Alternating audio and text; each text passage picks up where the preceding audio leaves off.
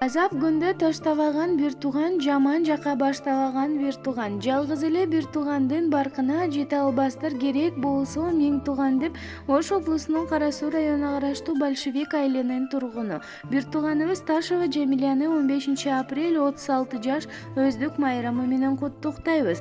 Ден соолугуңуз эч убакта оорубасын, жаман нерсе жолуңуздан жолукпасын. Кудайым узун өмүр берген болсун, үйүңүзгө кут береке кенен толсун.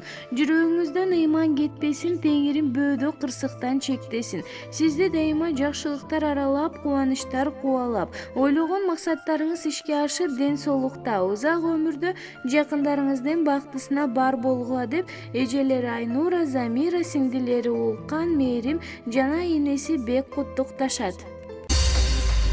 Бүгүн майрам, бүгүн